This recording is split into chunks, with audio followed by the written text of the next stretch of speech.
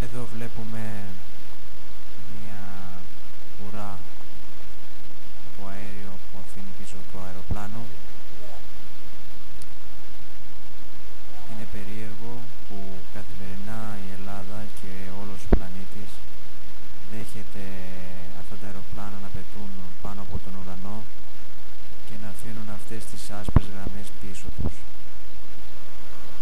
Είναι κατάντια να υπάρχει τέτοια αναισθησία από όλους που βγάζουν τέτοια αεροπλάνα με σκοπό να ψεκάσουν τον ουρανό.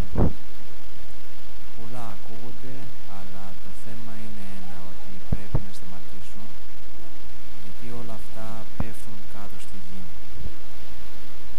Πέφτει επάνω στον κήπο μας, πέφτει πάνω στο σπίτι μας, πέφτει πάνω στα ποτάμια, στις θάλασσες και δεν ξέρουμε τι προβλέψιμα θα υπάρχουν στο μέλλον. Ξέρω ότι μπορεί να το κάνουν για να προστατέψουν τον πλανήτη από τον ήλιο, να σχηματίζουν μια ασπίδα, να το πω έτσι, προστασίας με σύννεφα, αλλά δεν ξέρουμε αν αυτό είναι όντως επικίνδυνο για τον άνθρωπο. Όχι μόνο για τον άνθρωπο, αλλά και για όλη τη φύση που ζει μέσα στην πλανήτη Γη. Ελπίζουμε να σταματήσουν όλα αυτά και να υπάρξει μια καλύτερη λύση για την προστασία του πλανήτη μας.